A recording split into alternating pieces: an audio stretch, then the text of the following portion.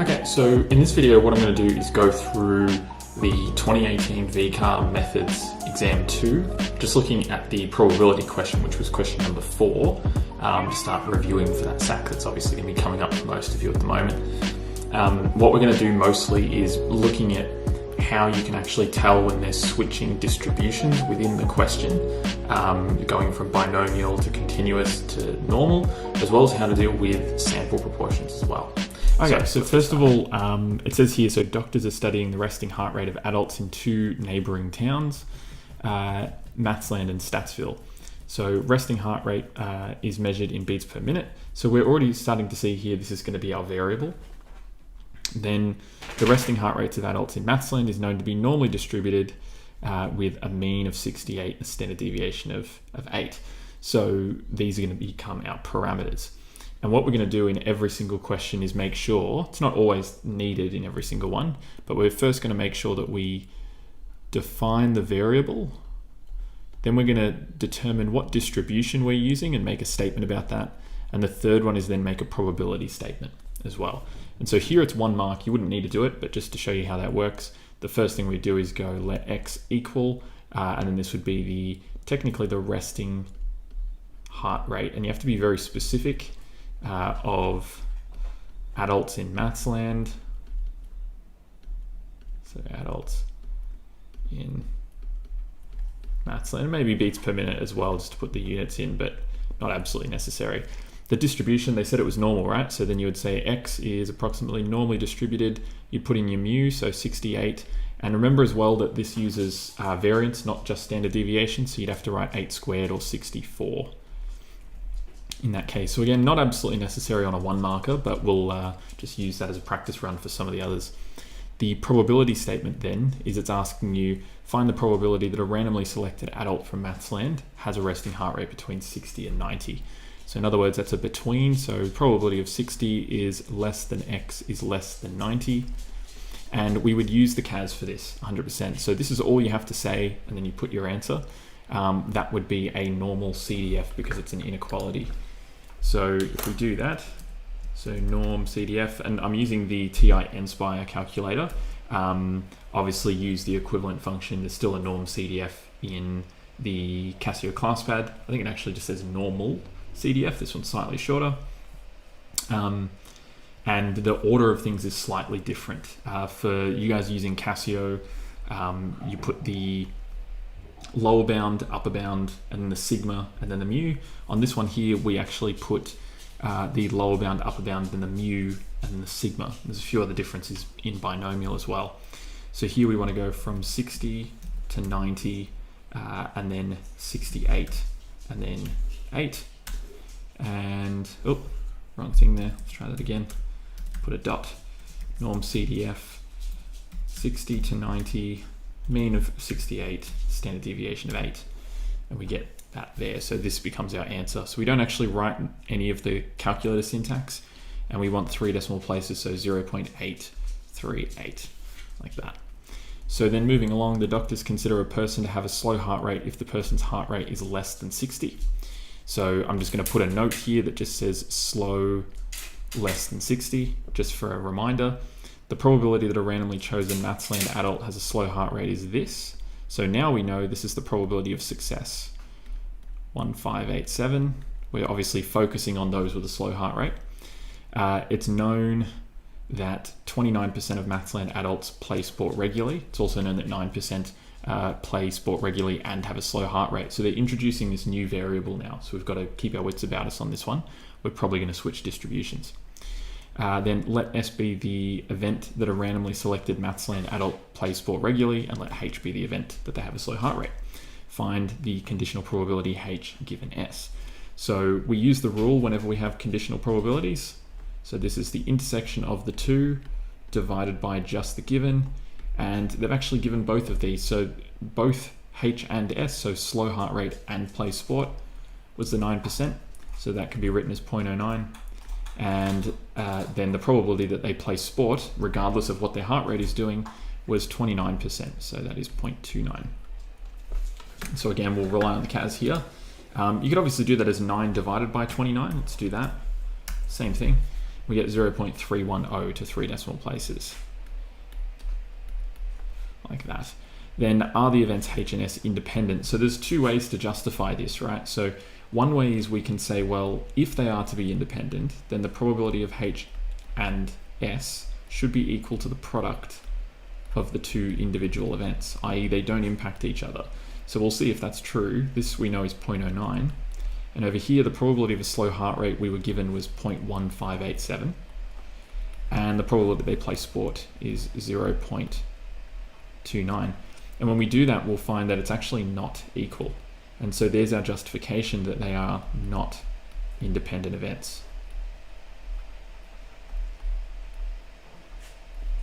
The second one that we could do, though, is going to be that we can also make the statement that the conditional probability is kind of exactly the same as the unconditional. In other words, the condition that we knew something didn't really have an impact because they're completely independent events. So the probability of H given S should be equal to just the probability of H without any knowledge about whether or not they play sport. And we found before that H given S was 0.310, and the probability of a slow heart rate is 0.1587. And again, this is not being satisfied, so that would also tell you not independent, like that. The next one then, so moving along, find the probability that a random sample of 16 Mathsland adults, so they've changed the sample size, so immediately we've got to think about a change in distribution, and it's less than 100, so that's going to tell us that it is binomial. We'll assume that. Will contain exactly one person with a slow heart rate. There's our probability statement. Give your answer correct to 3 decimal places. So here we'll do the full thing. So the first thing is we've got to redefine the variable. We can't use X anymore. So I'm just going to use M for Mathsland. We're going to go let M equal the number of adults with slow heart rate, like that. And therefore M is binomially distributed with a sample size of 16 and a probability of a slow heart rate of 0.1587 from before. And now I can go into my probability statement. We're looking for the probability that this sample will contain exactly 1. So the probability that M equals 1. Now we could do the Bernoulli sequence, right? We could do 16 choose 1 times 0.1587 to the power of 1 times 1 minus 0.1587 to the power of 15. But you can also just use your binomial PDF because it's equals to a particular number. So if we do that, binom PDF, and again on the Casio you guys put the X value first. On this one we put N and P and then the X value. So 16, 0.1587 and 1, and we get 0.190 rounded to 3 decimal places. So again, we don't actually write the binom PDF into our answer, we just make this statement instead. So then moving along, for random samples of 16 Mathsland adults, P hat is the random variable that represents the proportion of people with a slow heart rate. Find the probability that P hat is greater than 10%. So this one relies on the fact that given that P hat is always X divided by N, we can always convert back to an equivalent X value if we want, by just multiplying by N. And so if we do that here, we're being asked for the probability that P hat is greater than 0.1. But what we could really do is say, well, that's exactly the same thing as the probability of M, right? Our X variable in this case is greater than 0.1 times the sample size, which is 16. So really we're being asked, what's the probability that M is greater than 1.6? And obviously you can't have 1.6 people. So the next best option, because we're dealing with a discrete variable, is 2, but we'll include that because obviously 2 is greater than 1.6. So it's 2 and up in that case. And again, that will go into a binom, this time CDF. And so binom CDF. And we'll put our lower bound, which is 2, our upper bound, which is going to be all 16, sample size 16, probability of individual success 0.1587. There we go. Oh, didn't like it. Binom CDF. Oh, I might have forgotten the order. So we can also do it going through the menu buttons. So we can go with distributions, binomial CDF. Yep, sample size first. So 16. 0.1587, lower bound of 2, upper bound of 16. And there we go. So we get 0.747 when it's rounded. 747. Cool. And then we move along. So now for random samples of n Mathsland adults, p hat n is the random variable that represents the proportion of people who have a slow heart rate. Find the least value of n. So whenever you're trying to solve a least value of a sample size to make a probability a given value, you always use the table method from CAS. It's slightly different in each of the calculators, so we'll go through it. The first thing is, though, we need to convert the p hat value into an m value by multiplying by n to get around this. So we can do that same trick. Remember that our sample size is not 16 this time. So this here should be the same thing as m being greater than, and I'll use a little n as well, greater than 1 on n times some unknown sample size. And so this actually cancels out, and really what it's asking is what's the probability that m is greater than 1 in this unknown sample size, being greater than 0.99.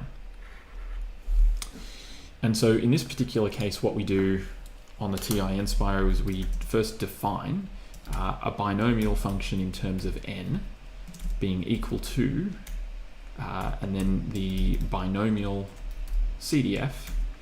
And the TI Nspire only works with cumulative probabilities, so you actually have to do the flip side. Even though we're doing the greater than 1, we have to do 1 minus, actually, I've just done that wrong there.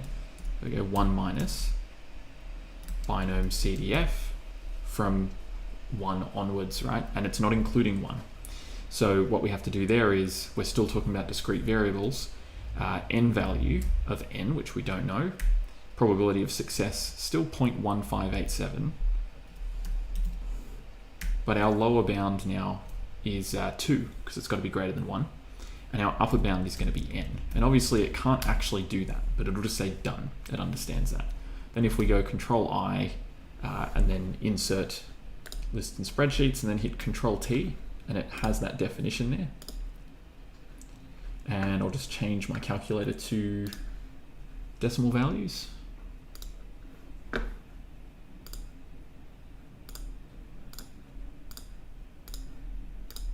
we go. And then we just scroll down until, in this case, the probability becomes less than 0.01. So the reason why we're looking for 0.01 is because if the probability that it's greater than 1 is greater than 0.99, then the probability that it's less than that is going to be less than the remainder, 0.01. So you can see it's falling and falling and falling, and we see that it falls below 0.01 for the first time here at n equals 39. And so therefore, beyond this point, you don't have to show any working out. You can just say n equals 39 and they know what you've done at that point. Cool. All right, moving along. So then the doctors took a large sample, random sample of adults from the population of Statsville. So they've completely changed it now. So again, we predict it's probably going to be a change of variable and distribution. And we're also looking at Statsville, not Mathsland anymore. So all that 0.1587 and everything goes out the window for the moment. And they calculated a 95% confidence interval for the proportion of Statsville adults who have a slow heart rate. They found it to be this. And this is of proportions, not of actual heart rate. Determine the sample proportion used. So we'll always assume that a confidence interval is centered around the mean. And so in this case, we can assume that the sample proportion being used is the halfway point between these two extreme values. So we could just take the average of them, 0.145 over 2, and we'll just come back to the calculator here, put in a calculate 0.102 plus 0.145, divide that by 2, 0.1235. And there we go. So the sample proportion must have been equal to 0.1235. You could also literally go through and think of each of these as being, you know, p hat, oh, looks like an n, p hat minus 1.96 times the square root of p, 1 minus p over n, and then kind of solve the simultaneous equations, but it's way more work than it's worth. So it's much easier just to know the mean is right in the dead center of the confidence interval, regardless of whether it's 95 or 90 or anything. Then next up, we've got explain why this confidence interval suggests that the proportion of adults with a slow heart rate in Statsville could be different from the proportion in Mathsland. So this is quite a tricky one. You don't often get anything to do with describing answers in methods. but it's basically about comparing the upper limit of the proportion of adults of the 95% confidence interval. It's 0.145. Keep in mind that a proportion is also kind of like a probability of an individual adult having it. So the probability of a slow heart rate in Statsville, we'll just do this and just be kind of lazy with our notation, is anything up to 0.145, right? Well, that's actually really badly written, but the probability can go, we'll say, up to 0.145, and we'd be 95% sure that that probability is somewhere within this range. What that means is that the likelihood that the probability of someone having a slow heart rate is greater than 0.145 is going to be in the top 2.5%, because remember that a normal curve, when we do confidence intervals, is symmetrical. So if we're saying this is 0.1235 in Statsville, and the upper limit of our 95% confidence interval, 102.145, sits here, then we've only got 2.5% sitting here and 2.5% sitting below. And we saw before that the p-hat value, or the p-value in Mathsland was 0.1587, which is actually greater than it. So pretty much, as long as you said something along the lines of the probability of a slow heart rate in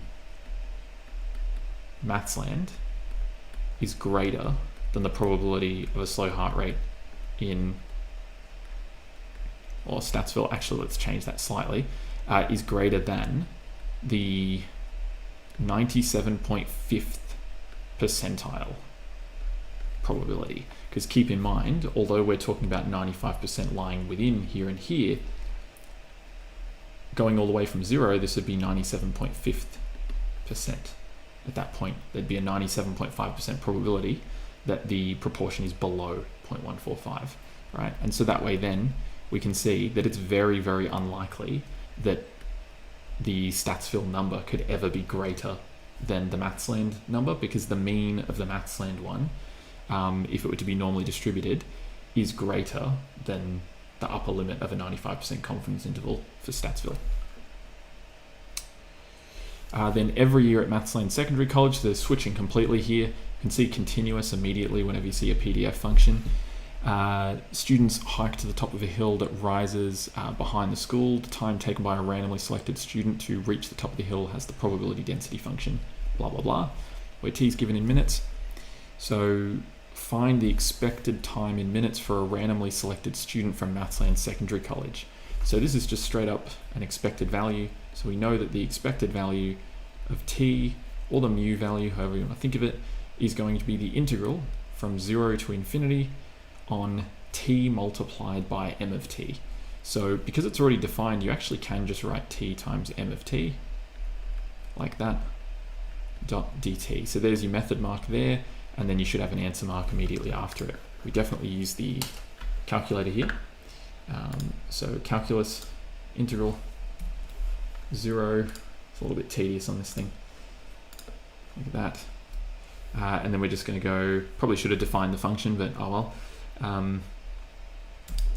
So 3 times t over 50 times t over 50 to the power 2, and then times e to the negative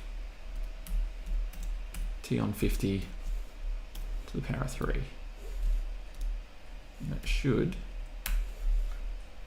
work. There we go. We get 44.649 minutes. Seems reasonable. And they wanted it to one decimal place, so 44.6 minutes. Cool. All right. Then students who take less than 15 minutes to get to the top are classified as elite. So they're defining a new variable. So for now, I'm just going to write the word elite, means that t is less than 15.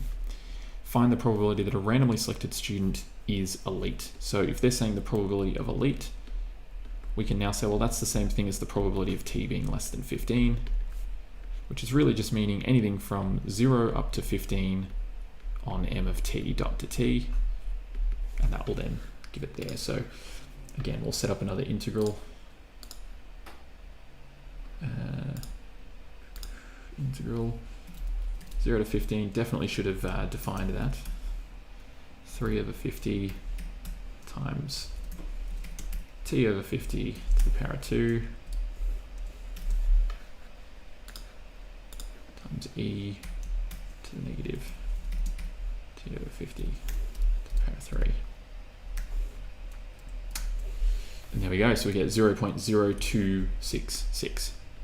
4 decimal places, done. All right, and then moving along, so now the Year 12 students at Mathsland Secondary College make up 1/7 of the total of the number of students at the school. Of the Year 12 students, 5% are categorized as elite. Find the probability that a randomly selected non-Year 12 student is categorized as elite. So they're switching it, right?